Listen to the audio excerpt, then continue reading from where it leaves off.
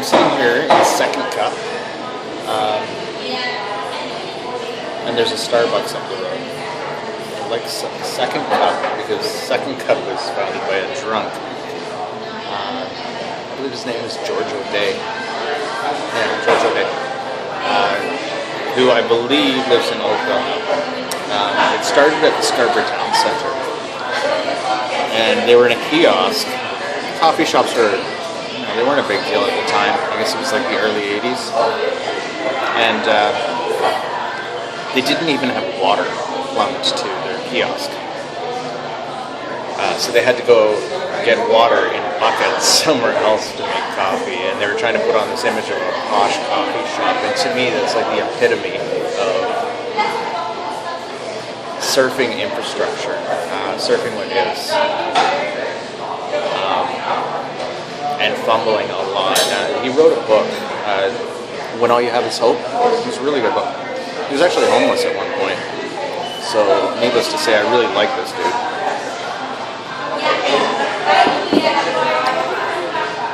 He was also involved with the company that made those mobile paper shredding. And there was the first time that he tried this mobile paper shredder out, it was in this big suburban parking lot, and the idea was a new concept at the time, like totally new. And they were employing some technologies that hadn't been used before. And anytime that you go to use technologies that haven't been used before, you're going to learn stuff, and there's going to be it's not going to go smoothly. So he smoked up an entire city block or suburban block with the company name plastered all over this thing, and it looked like really unprofessional, to say the least. They finally massaged the idea, and now that you see them everywhere, and they work really well. So mobile paper shredding trucks. So that's an interesting little bit of Canadian history, and it's a great story because it really illustrates how we're all just sort of fumbling through, and the beauty of it. It's the human condition. We live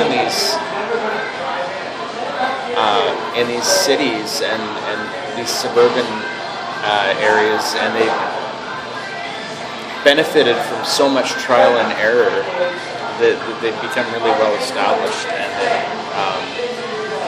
and that's how we do it, right? We just get better as we go along. We fumble, we make some mistakes,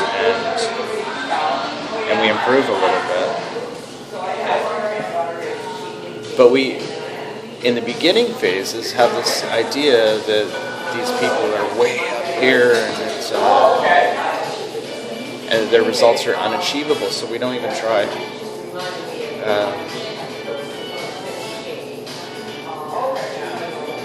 As if to suggest that there's levels. And there's no levels in life. There's not like one person is better or one person is smarter or anything like that. It's all to do with mindset and being prepared to fail and being okay with failing and being playful with failing. This is really good coffee, by the way. Wish you were here. There's a spot. I've saved a spot for you. Come have coffee. Nobody ever comes along on these adventures with me.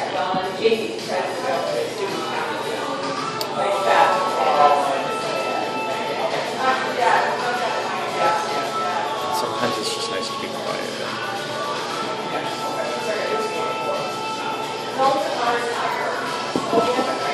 So is there anything that you're putting off doing because you're scared that you're going to make mistakes? Just do it. Fall on your face. Send me a message about how you fell on your face and we'll celebrate together. Failing isn't a bad thing. Not trying is bad.